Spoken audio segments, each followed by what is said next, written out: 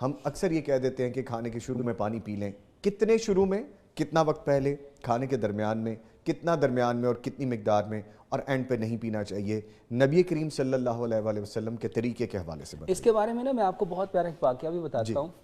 میں اس وقت احادیث کو اتنا زیادہ نہیں جانتا تھا, تو میں نے لوگوں کو بتایا کہ کھانے میں پانی لینا ہی نہیں چاہیے.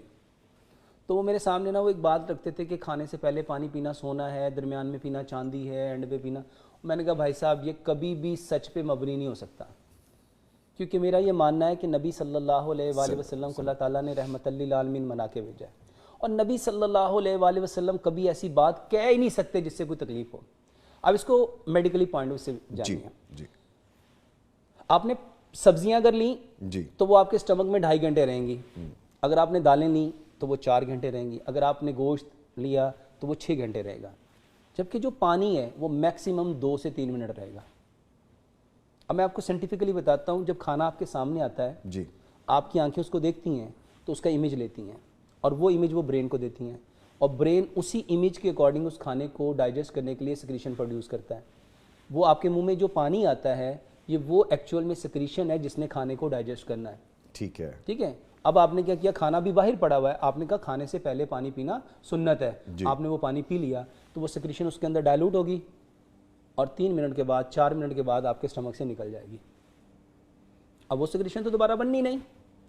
اب دوسری سیکریشن کب بنے گی؟ آپ نے کھانا لیا, آپ کے ٹیسٹ بوڈ پہ لگا, اور اس نے برین کو ٹیسٹ کے اکارڈنگ میسج کیا, اور برین نے پھر دوبارہ سے ایک سیکریشن پیدا کی.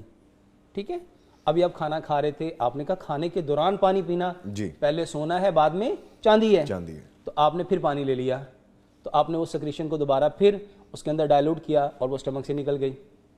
اور تیسرے نمبر پہ کہا ہاں جو اینڈ پہ پیو گے وہ لوہا ہے, اور اگر انفارچونیٹلی آپ نے اینڈ پہ لے لیا تو وہ جو سیکریشن جب کھانا آپ کا چھو کر کے آپ کی اسوفیگس کے ذریعے آپ کے اسٹمک کی طرف جاتا ہے تو وہاں پہ جو فائنل ریسیپٹرز ہیں وہ برین کو اگین میسج کرتے ہیں کہ اسٹمک میں یہ کھانا جا رہا ہے, تو جو سیکریشن وہاں پروڈیوس کرنی ہے اس کو پروڈیوس کر دیا جائے. تو وہ کھانا جب وہاں پہنچتا ہے اور آپ نے اینڈ آف ایٹنگ پہ پانی پی لیا تو وہ ساری سیکریشن کو اپنے اندر ڈائلوٹ کرے گا, اور 3 منٹ میں آپ کے اسٹمک سے لے کے چلا جائے گا. اب کھانے میں تو 2.5 گھنٹے وہاں رہنا ہے. اب کھانا وہاں پڑا پڑا سڑے گا, وہ جو سڑے گا اس سے گیس پروڈیوس ہوگی, اور اسی گیس کو آج میڈیکلی پوائنٹ آف ویو سے کہا جاتا ہے گیسٹرائٹس. جی بالکل. اور یہی گیسٹرائٹس جب 1 دن 2 دن 3 دن 4 دن کنٹینیوس رہتا ہے تو یہ گیسٹرائٹس بن جاتا ہے. اور یہ گیسٹرائٹس جب بنے گا, اب اس کے مزے کی بات آپ کو بتاتا ہوں. اب کھانا تو اسٹمک میں آ گیا, اب وہاں پہ اس کو ڈائجسٹ کرنے کی سیکریشن ہی نہیں, کیونکہ وہ تو آپ نے پہلے سونا سمجھ کے, چاندی سمجھ کے, لوہا سمجھ کے پانی پی لیا اور وہ سیکریشن کو بہا کے لے گیا. اب یہاں کیا ہوگا؟ اب اسٹمک جو ہے یہ بھی ایک وائٹل آرگن ہے, یہ برین کو میسج کرے گا اس کو ہضم کرو. اب برین کے پاس کوئی اور انفارمیشن نہیں ہے, کیونکہ اسٹمک میں نہ تو آنکھیں ہیں, نہ ہی ٹیسٹ بوڈ ہے, نہ ہی کوئی ریسیپٹرز ہیں جو برین کو میسج کر سکیں کہ یہ کیا ہے.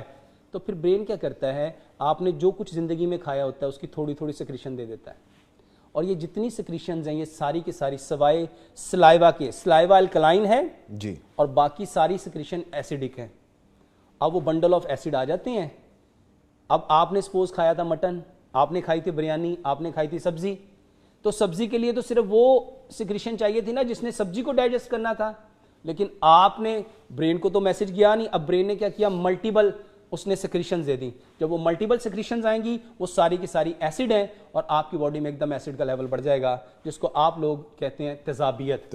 جی بالکل. وہ کہتا ہے یار میں نے تو اتنا اچھا کھانا کھایا لیکن تھوڑی دیر کے بعد مجھے تیزابیت ہوگی. وہ تیزابیت کیوں ہوئی؟ جو آپ نے پانی انٹیک کیا. اور اگر ہم نبی صلی اللہ علیہ وآلہ وسلم کے طریقے پہ آتے, جس کے بارے میں نبی صلی اللہ علیہ وسلم کی صحیح بخاری کی حدیث ہے, اپنی بھوک کے 3 حصے کرو, ایک حصہ کھانا, ایک حصہ پانی, اور ایک حصہ ہوا کے لیے, نفس کے لیے چھوڑ دو. اس کے بارے میں مجھے کوئی حدیث تو نہیں ملی, لیکن امام ابن قیم رحمۃ اللہ علیہ کا ایک واقعہ ملا کہ امام ابن قیم فرماتے ہیں کہ جو پانی آپ پیتے ہو وہ کم از کم کھانے سے 27 منٹ پہلے پیو. 27 منٹس آپ پہلے ہی لے لیں. ہاں. اور اگر آپ اکارڈنگ ٹو میڈیکل سائنس دیکھیں گے تو جو پانی آپ پیتے ہیں وہ پینے سے آپ کے یورینری بلیڈر تک جانے میں 30 منٹ لیتا ہے. اچھا.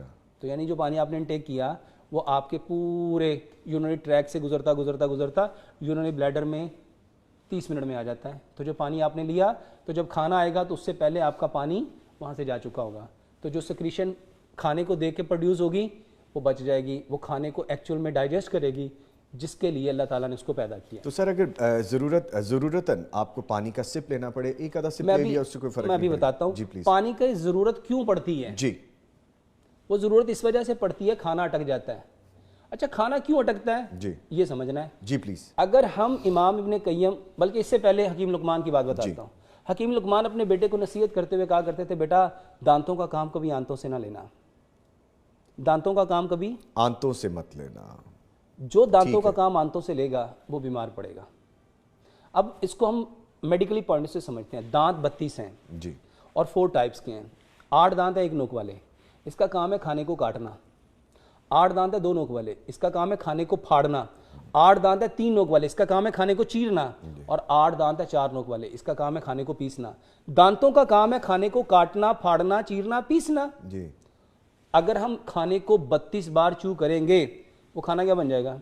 بالکل میش ہو جائے گا. اچھا کیا وہ اٹکے گا؟ نہیں پھر تو نہیں. پانی کی نیڈ ہوگی؟ نہیں سر کھانے کو پانی بنانا سیکھو. اگر آپ نے کھانے کو چو کر لیا کتنے ٹائم؟ 32 ٹائم. 32 ٹائم آپ کو جی آئی ٹی ٹریک کی کبھی کوئی پرابلم ہو ہی نہیں سکتی.